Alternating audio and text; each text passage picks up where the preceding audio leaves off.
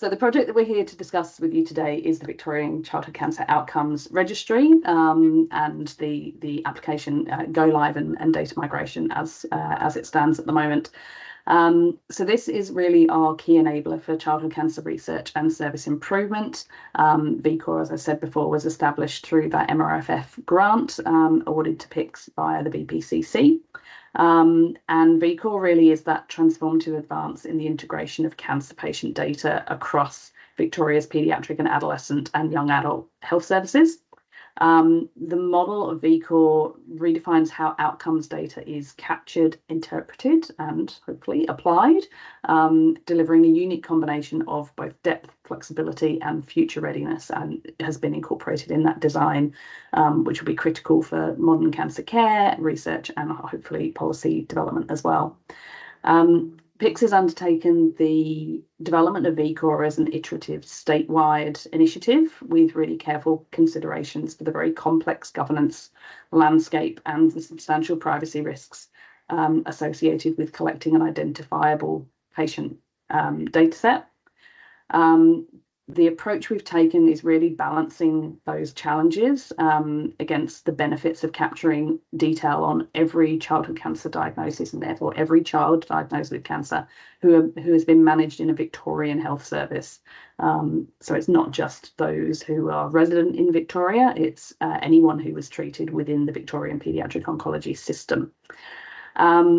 Go live for VCOR was in September, and for the past 2 months we've been migrating data across from various legacy systems, and we're also finalising obviously our governance documentation that goes with that. At the end of October, we got the great news that Children's Cancer CoLab will be funding our operational activities over the next 2 years as we move into that next phase. And with this platform, we really hope that Victoria will be positioned to rapidly bridge that gap between research and bedside care, driving faster data-informed results that will improve patient and caregiver outcomes from day one. So that's what we're aiming for.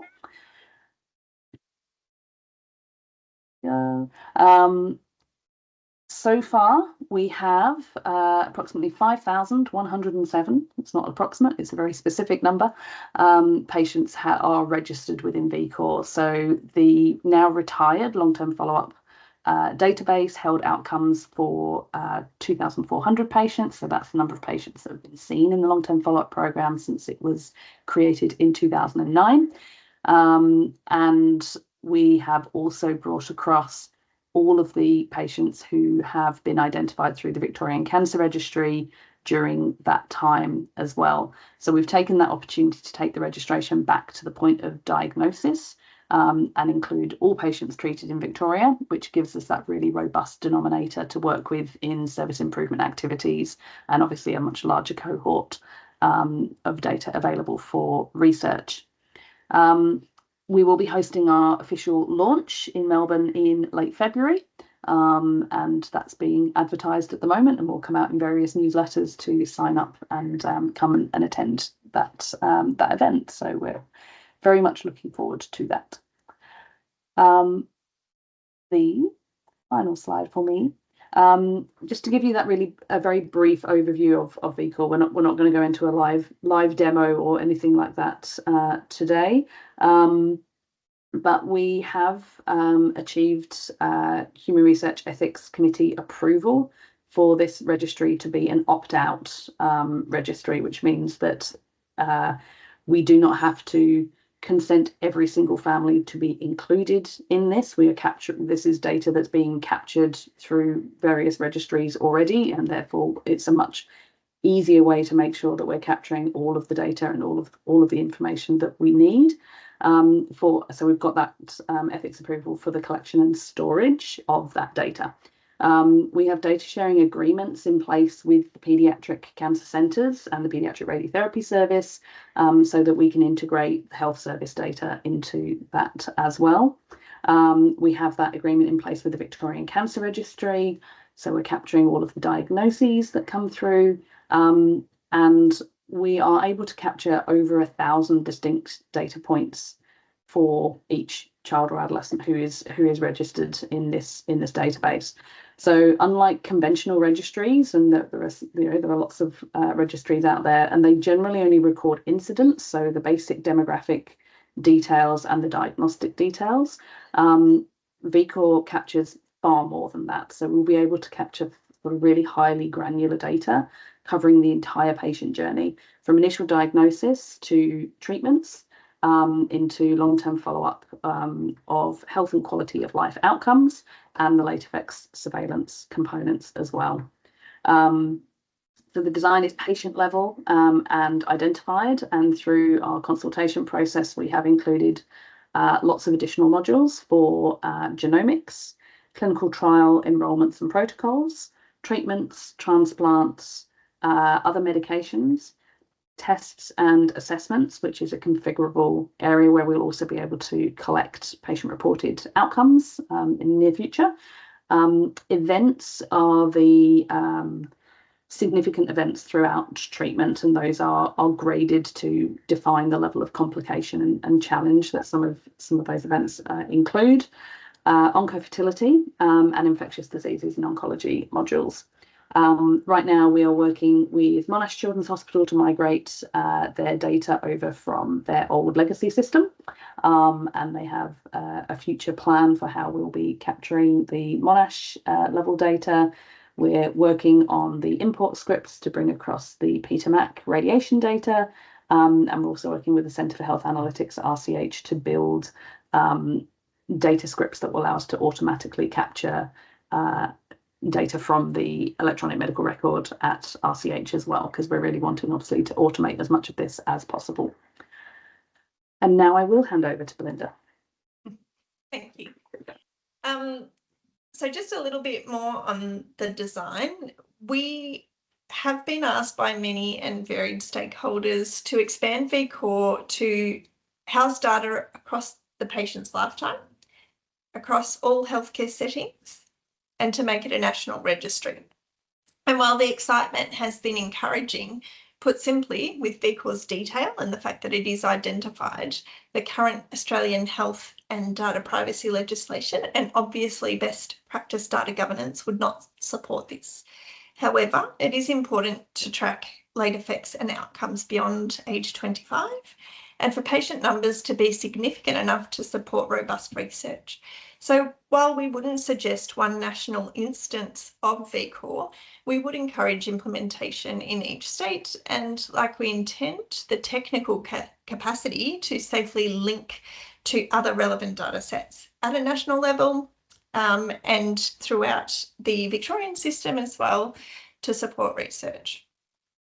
So the design of VCOR does support this as it is identified. So that was very intentional. With the appropriate ethics approvals in place, so per research program, we can extract and transform the data very easily. We also wove significant clinical and health information management consultation throughout the design phase to ensure alignment and compatibility with existing classification systems and national data sets. So as part of the phase 2 funding we've just secured, we will be focused on how we best apply this separation principle. So keeping the patient identifiable information secure and separate to all of the data that will be used for research and service improvement work. So that would mean that if you have 2 data sets that you need to link, that would be done in an external place, so that an additional identifier that nobody can decode is given to each patient, and then the data can be analysed in that separate space. So it just means that it is a far more secure way of providing the data that people need to use while also protecting the patient's identity. So that does adhere. This diagram comes from the ABS. It is a sort of very nationally recognised model. So we will explore existing integration services as our preference, and we have commenced discussions with one.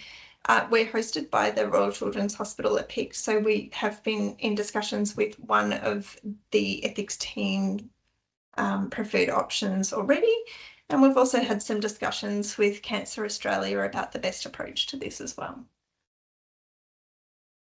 So from the beginning of this project in 2021, we began work on the business end of this interoperability model. So by partnering with New Zealand Child Cancer Network, we redeveloped their LEAP application. So they've got late effects assessment program, and they had a database.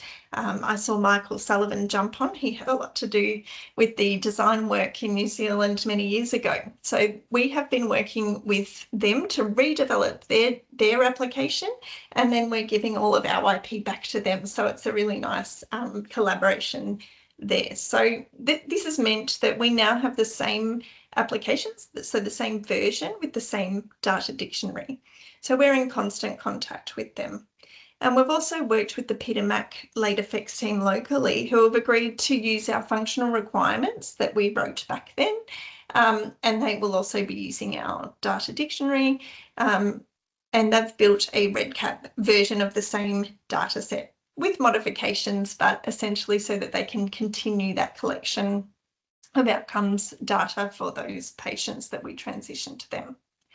So that means that the foundation for national and international research into childhood cancer outcomes has already been laid. It's early days for sure, and we need to take considered steps forward with our limited resources. However, the vision from the beginning makes it possible for an instance of VCOR, or LEAP as it's known in New Zealand, to be implemented in any jurisdiction. A narrowed scope version of VCCOR could also easily be implemented in any adult health environment to continue tracking those outcomes over the patient's lifetime. Just remembering that if we've got all of this data from 0 to 25, that doesn't need to be collected again, all the diagnosis, all of the 1,000 elements, if they can be linked through an ethics approved project. A research project into the future. So in the adult space, it just needs to be a continuation of that collection. So I guess a principle that I've always applied in my design work with databases in health is that interoperability enables health services to work within their existing applications and systems without requiring all the data to reside in a single platform. The key is alignment and collaboration. So just quickly, as part of the design process, PICS did undertake 6 months of clinical and consumer consultation to ensure we had a report-focused design and that we understood what the business requirements were. So here are a few of the specific research questions that came out of that work. And then some other research themes that were raised during that consultation process were high-level, consumer developed and aligned with Natalie Bradford's work with the ACAC priority setting partnership. So you'd be familiar with some of these elements too. And as Justine alluded to before, more details from all of our 2024-25 initiatives, as well as our impacts throughout the regional outreach and shared care and our long-term follow-up programs can be found in our annual report, which we published in September. Thank you. There we go, Together for Better Cancer Care.